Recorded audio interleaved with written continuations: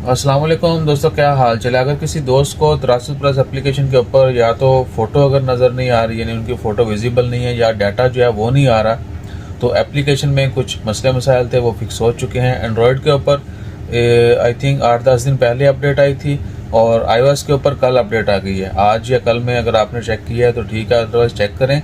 iOS के ऊपर आपने अपडेट जो है एप्लीकेशन लेटेस्ट अपडेट वो इंस्टॉल करनी है, उसके बाद जो भी मामला थे वो फिक्स हो जाएंगे। बहुत सारे लोगों का फ़ोटो का मसला था, फ़ोटो नहीं आ रहा था, या ऑफलाइन जो है वैक्सीनेशन का जो स्टेटस वो नहीं आ रहा होता है। अगर आपको नहीं पता तो जो वैक्सीनेशन का स्टेटस है तरासुत प्लस एप्लीकेशन के ऊपर वो ऑफलाइन आपको इंटरनेट के बगैर ही नज़र आता है। आप एप्लीकेशन ओपन करेंगे, सामने स्टेटस आएगा। आपको करके दिखा देते हैं जो नहीं मनना तुसी।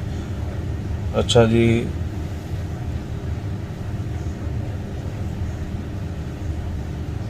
ये कोई एप्लीकेशन नहीं चल रही, ये देख लें, ये ठीक हो गया। और इधर तरासुत पे गए, ये सामने स्टेटस। हुण जूम करके मेरा नंबर जड़ा ना उन्हें देखना शुरू करता है जी। अपना ख्याल रखो। जज़ाकल्लाह। अल्लाह हाफिज़।